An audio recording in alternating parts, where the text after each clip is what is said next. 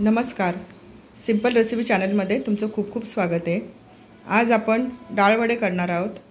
त्यासाठी काय काय साहित्य घेतलं ते बघूया। या वाटीच्या प्रमाणामध्ये 1 वाटी चण्याची डाळ 2 ते 3 पाण्याने स्वच्छ धुवून घेतली आणि 2 तास भिजत घातली। डाळ छान भिजली आहे। त्याच वाटीच्या प्रमाणामध्ये अर्धी वाटी मुगाची डाळ 2 ते 3 पाण्याने स्वच्छ धुवून घेतली आणि 2 तास भिजत घातली। मुगाची डाळ पण छान भिजली आहे। डाळ वडे करण्यासाठी एक मध्यम आकाराचा कांदा बारीक कापून घेतला आहे। थोडीशी कोथिंबीर स्वच्छ धुवून बारीक कापून घेतली आहे। 3 हिरव्या मिरच्या स्वच्छ धुवून त्याचे तुकडे करून घेतलेत आणि अर्धा इंच आल्याचा तुकडा घेतला आहे। सर्वात प्रथम दोन्ही डाळींमधलं पाणी काढून टाकूया। दोन्ही डाळींमधलं पाणी काढून टाकले। यापैकी 2 चमचे चणा डाळ मी काढून घेते। डाळ वड्यांसाठी पीठ भिजवताना ही डाळ त्याच्यात टाकायची आहे। मिक्सरचं छोटं भांडं घेतलंय, त्याच्यामध्ये चणा डाळ टाकूया। डाळ घेताना निथळून घ्यायची। डाळ वाटताना डाळीमध्ये जास्त पाणी नाही राहिलं पाहिजे। मिक्सरच्या भांड्यामध्ये सर्व डाळ टाकून घेतली आहे। याच्यामध्ये 3 हिरव्या मिरच्या आणि अर्धा इंच आल्याचा तुकडा टाकूया। 1 छोटा चमचा जिरं, छोटा अर्धा चमचा ओवा घेतला आहे। ओवा हातावर क्रश करून टाकूया। याच्यामध्ये पाण्याचा वापर न करता मिक्सर चालू बंद करून जाडसर वाटून घेऊया। पाण्याचा वापर न करता मिक्सर चालू बंद करून जाडसर वाटून घेतले। अशा पद्धतीने जाडसर वाटायचं। आता हे मिश्रण आपण बाउलमध्ये काढून घेऊया। बाउलमध्ये काढून घेऊया। मिक्सरच्या त्याच भांड्यात मुगाची डाळ वाटून घेऊया। डाळ घेताना निथळून घ्यायची। डाळीमध्ये जास्त पाणी घ्यायचं नाही। सर्व डाळ मिक्सरच्या भांड्यात टाकून घेते। सर्व डाळ मिक्सरच्या भांड्यात टाकून घेतली आहे। मिक्सर चालू बंद करून जाडसर वाटून घेऊया। डाळ वाटताना पाण्याचा वापर करायचा नाही। पाण्याचा वापर न करता मिक्सर चालू बंद करून मुगाची डाळ जाडसर वाटून घेतली आहे। अशा पद्धतीने डाळ जाडसर वाटायची। आता ही डाळ आपण बाउलमध्ये काढून घेऊ। डाळ बाउलमध्ये काढून घेऊया। याच्यामध्ये आपण काढून ठेवलेली चण्याची डाळ टाकूया। बारीक चिरलेला कांदा, बारीक चिरलेली कोथिंबीर, 4 ते 5 कढीपत्त्याची पानं बारीक चिरून घेतली आहे ती टाकूया। कढीपत्त्यामुळे वड्याला छान चव येते।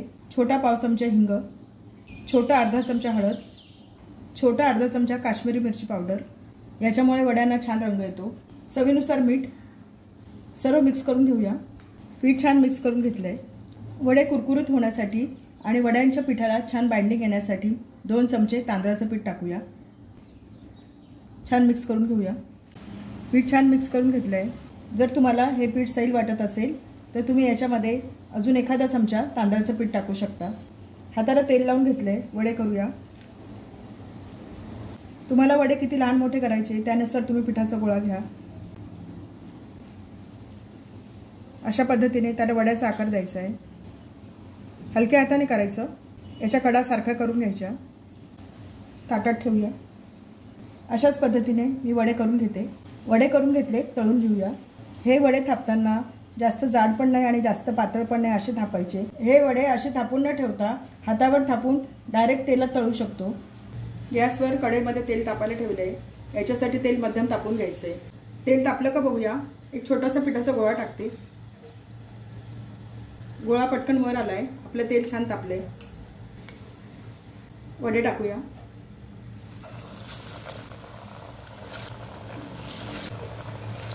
कढईमध्ये मापी एवढेच वडे टाकायचे। एका वेळेला जास्त वडे टाकायचे नाही। मीडियम गॅसवर वडे तळायचे। टाकल्या वडे उलटवायचे नाही। तेलाचे बुडबुडे कमी झाले की वडे आपण उलटवून घेऊया। तेलाचे बुडबुडे कमी झाले, वडे उलटवून घेऊया।